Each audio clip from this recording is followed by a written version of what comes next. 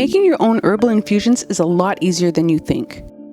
What I love about making oils is that the oils can be customized for your hair or scalp specific needs.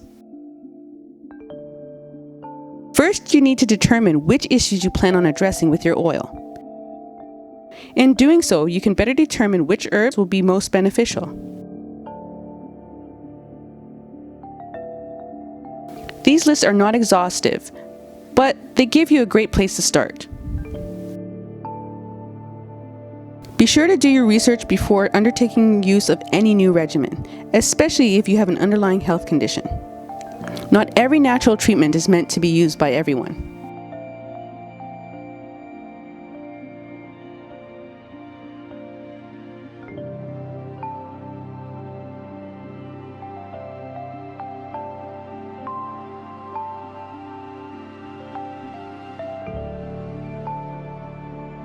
Once you've decided which herbs you will use, you have two options for creating your formulation. The first is to use weight, and the second is to formulate by using volume. Both can yield great formulations, but they have their differences. When you formulate by weight, you use a scale to measure your ingredients. As a result, your formulations are much more precise. I use this method when I'm making large batch formulations, or when my recipes call for me to be more precise about how much of a certain ingredient I'm supposed to use. When you formulate by volume, you use kitchen tools, much like baking. I like formulating this way when I'm making small batches of oil. When formulating by weight, you work in percentages, so your total recipe must equal 100. When formulating by volume, totals are not a factor. Let's do an example formulating by weight. In this example, I want to create an oil that will promote growth, decrease shedding, and nourish my scalp. Hair growth is my primary objective with this oil, and so a large quantity of my herbs will be devoted to that. So I'm going to select amla and hibiscus from our previous list.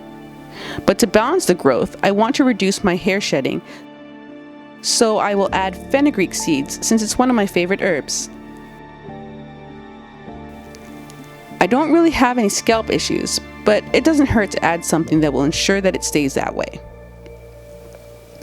Next, we'll add some oils. I'm going to use them at 50% of my formulation. I suggest finding oils that will also aid in any hair or scalp conditions that you may have. But more importantly, make sure that they're oils that your hair and scalp like. So for this formulation, I'm adding some grapeseed oil to soften my hair and to reduce scalp inflammation. And I'm also going to add some babasu oil because it's my coconut oil substitute. It's penetrating and therefore good to use as a pre-poo if I want to use this oil in this way. As you can see, the total comes to 100% for this formulation. When you're ready to use this recipe, just substitute your percentage sign for your unit of measure. For example, grams or ounces. Let's compare this to a recipe using volume. We're going to use the same ingredients, but this time we're going to use teaspoons, tablespoons, and cups. Neither recipe is wrong. Each provides a different concentration of ingredients. As a result, both will provide slightly different results. It's always good to write your recipes down regardless of the method that you use, so that you can either tweak your recipe after trying it or duplicate your recipe when it's time to make a new batch.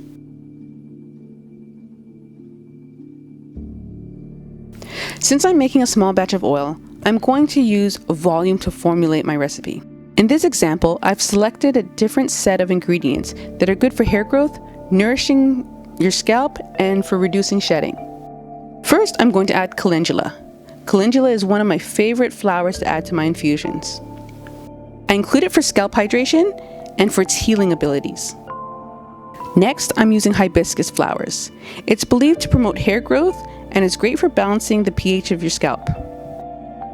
Fenugreek seeds always find their way into my oil blends. They're great for helping scalp issues such as dandruff and scalp irritation. They also strengthen hair and reduce hair fall. I like adding jasmine to my oil blends as well. Jasmine reduces breakage and improves elasticity. Amla is great for promoting hair growth. It also helps to prevent hair fall and strengthen hair. I add nettle leaves for their ability to enhance blood circulation and to help with hair regrowth. Lastly, I'm adding black tea leaves to this oil blend. It reduces hair fall, helps to keep the hair firmly rooted to your scalp, stimulates hair growth, and improves shine and softens your hair. Once I've selected my herbs, I add them to my jar.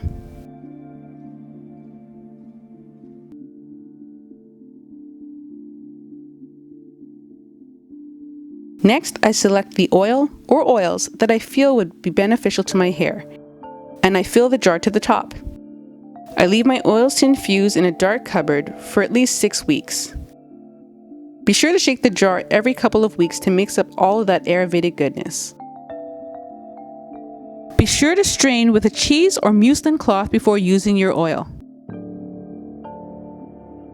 Leave a comment below with your favorite Ayurvedic herb. And while you're at it, don't forget to subscribe for more 4C hair care content.